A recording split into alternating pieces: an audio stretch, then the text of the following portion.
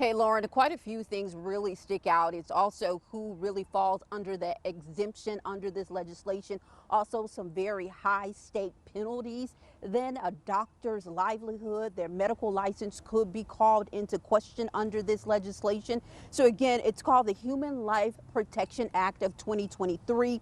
The legislation aims to ban abortions in North Carolina, except in cases where it's necessary to preserve the mother's life. And there are very strict requirements under this exception. The abortion must be performed by a licensed doctor, and moving forward with the pregnancy must pose a risk of causing the female serious bodily impairment or death. Those penalties we talked about: $100,000 fine, a Class B1 felony, and a doctor could lose their license. Jamise, you tried to connect with the three Republican sponsors of the bill there at the legislative building. Any luck tonight?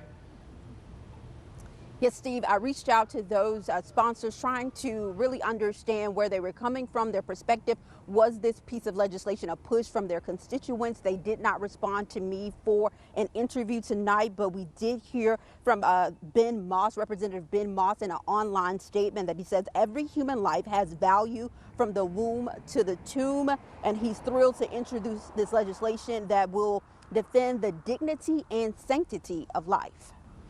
Of course, Jamise, we know you reached out to the other side, the community of people who would be opposed to this bill. What are you hearing from them tonight?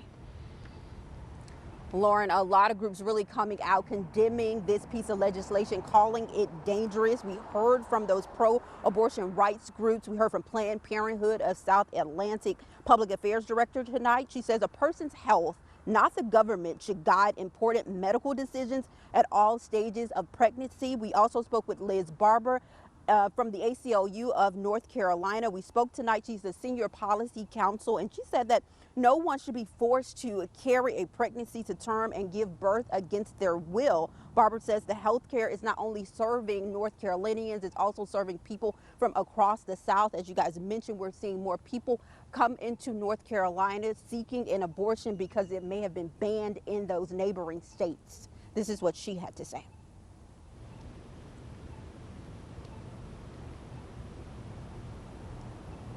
There are a lot of people that are coming from out of state and traveling to get health care because they're able to access this health care in North Carolina that they're being denied in their home states. And I know that the antis lift that up as a reason to fight it, and we lift that up because it's even a greater reason that we need to protect this care in North Carolina, because it's not just for North Carolinians, but it's for people really throughout the South. And this bill is expected to be read on the House floor as early as tomorrow. We know that we will continue to hear from both sides of this issue. We're still pushing forward, trying to get those interviews from the sponsors to really understand where this piece of legislation is coming from.